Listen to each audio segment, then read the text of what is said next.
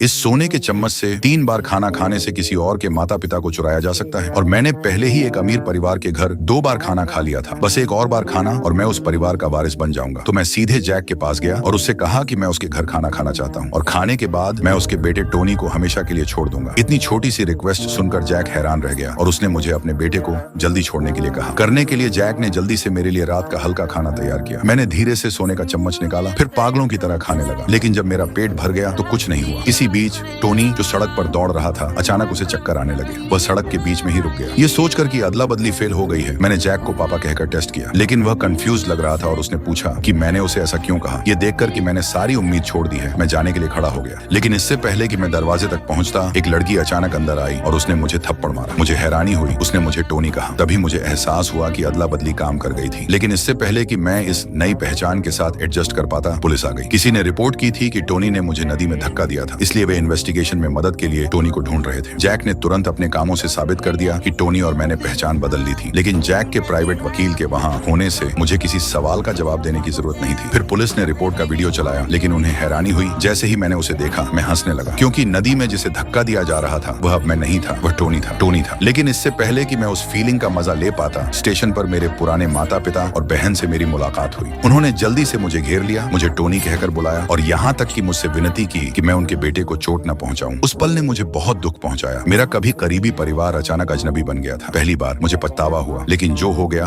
सो हो गया। मैं बस चुपचाप जा सकता था। अच्छी खबर यह थी कि टोनी को बचा लिया गया था और हॉस्पिटल ले जाया गया था। जब उसने अपनी आंखें खोली तो उसने देखा कि उसका परिवार उसके चारों ओर जमा था। हालांकि वे सब मेरा नाम पुकार रहे थे। ये पहली बार था जब उसे माँ का प्यार महसूस हुआ था। जब मुझे यह खबर मिली तो मैं भी जल्दी से हॉस्पिटल पहुंचा, लेकिन मुझे नहीं पता था कि वह किस कमरे में था, इसलिए मैंने एक एक करके सब जगह ढूंढा। फिर अचानक किसी ने मेरा नाम पुकारा। मुझे उम्मीद नहीं थी कि अदला बदली के बाद भी वह इंसान यह याद रखेगा कि वह असल में कौन था। मैंने सब कुछ समझाने की कोशिश की, लेकिन टोनी की बहन अचानक मेरे पीछे आ गई।